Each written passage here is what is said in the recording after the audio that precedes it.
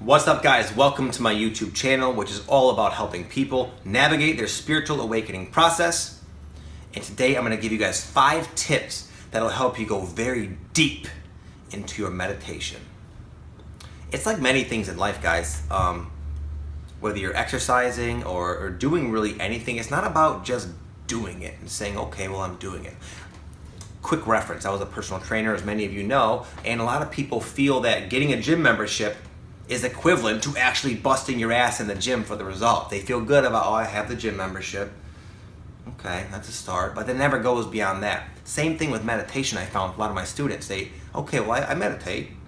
Well, I ask, how are you doing with that? Are you progressing? Do you feel you're getting deeper, more expansive? No, not really. You have to go in with the attitude and the mindset of like doing well at meditation. And this is a fine line. You don't want to be too like competitive and willful, but you can't be too lackadaisical about it either. Anyway, enough of an introduction. I'm going to give you guys 5 different practical, useful, easy to implement tips that'll help you. It has already helped many of my students get into a very deep meditative state. And the deeper you can get, the faster you can get there, the more it lasts. You carry it with you more in your day-to-day life.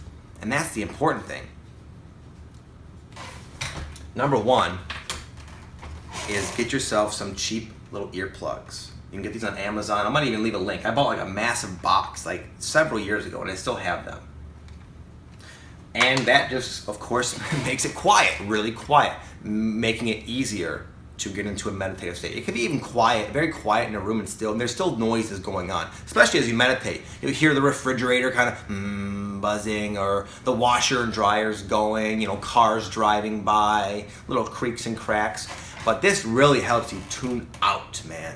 Number 2 is to do it regularly. Do it with consistency, because that's how you get better at it.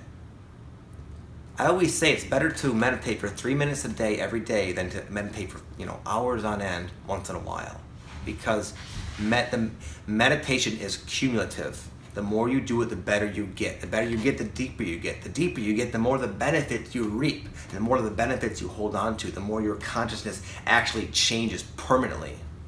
So do it regularly, even if it's a very short time. You can all spare 5 minutes. Number 3 is to allow your performance to vary and fluctuate, as it will. Certain days, it's not like every time you meditate you get better and better and better and better. Some days it's like effortless. You just slip into like bliss mode. Sometimes you have these incredibly like mystical experiences that just come out of the blue. And then there's other days, maybe after those, where you feel like you're really getting somewhere, where you have wasted almost all your time because you can't stop thinking. So it's just, we're all awakening, and just say you weren't even awakening, say you're just a person, a human being living on this planet. Our mood, our energy, our day-to-day experience is always fluctuating. Sometimes we have stuff on our mind, sometimes we don't. And this all kind of comes out in the meditation. So the thing here is it's hard at first not to get angry, not to feel frustration when you feel like your performance is sucking. You're just doing a horrible job. You think, wow, I've been here for 10 minutes and I'm no deeper than I was when I started. What a waste of time. You get so pissed off. And you might not even think those thoughts. You feel it. You feel like, come on, God damn it. But if you just understand the reality that it's going to fluctuate, then you don't have to label it as you're doing bad. If you were to label it as doing bad, that's only because you believe that you should, in theory, be progressing in a linear fashion, but it's just not how it is. Number 4, and this is important too, is to ignore all the different sensations and feelings and thoughts and the different types of thoughts you get as you enter the meditative state. It changes, man. As you're like on the surface and just start, you're breathing, and your thoughts are kind of louder, more sticky, more like in your face, but they start to really quiet. Almost like you're almost falling asleep, but you're not. And then your thoughts become kind of like muffled and more random, more dreamlike, just totally random and kind of incoherent and just kind of like pop, pop, pop. And it's kind of easy to go, huh, because they're random. So it's easy to get kind of caught off when you have a strange, out of the blue thought, but it pulls you right back up.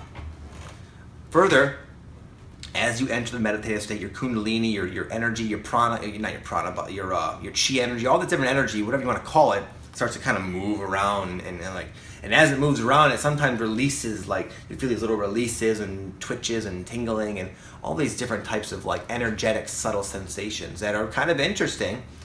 You got to ignore it. Got to ignore it all, man. Lastly, you'll get a case of the fidgets. There'll always be something that you feel needs to adjust, like your ears itching. Okay, I'll scratch that. Good, my ear's good. My foot's falling asleep. I gotta move. My back started to bug me. I gotta pull this shirt down. It never ends, man. You just got to ignore these damn fidgets. They go away. Now, in fact, just last night I was tempted with. I was like at the very end of my meditation, and I was so deep into it, and I got this awful nose itch out of the blue. My nose had to itch so bad.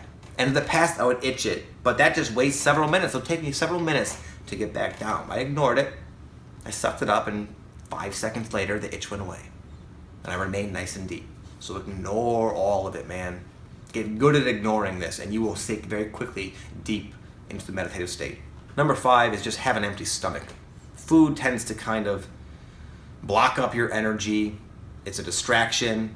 It requires energy and like movement in your body, and you become hyper aware of this as you meditate. So it becomes, and it's also hard to breathe deep. It just makes it more physically challenging to get into the meditative state.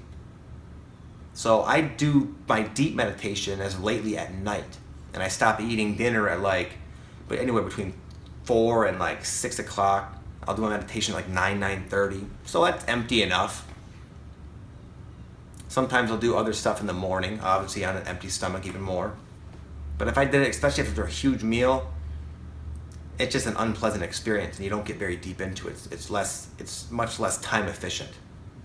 Yeah, man, if you guys haven't really ever dedicated yourself to a regular meditative practice, I recommend giving it a try. I'm not saying you all have to do it, you don't, but it's very helpful. It helps you be in alignment a lot more often.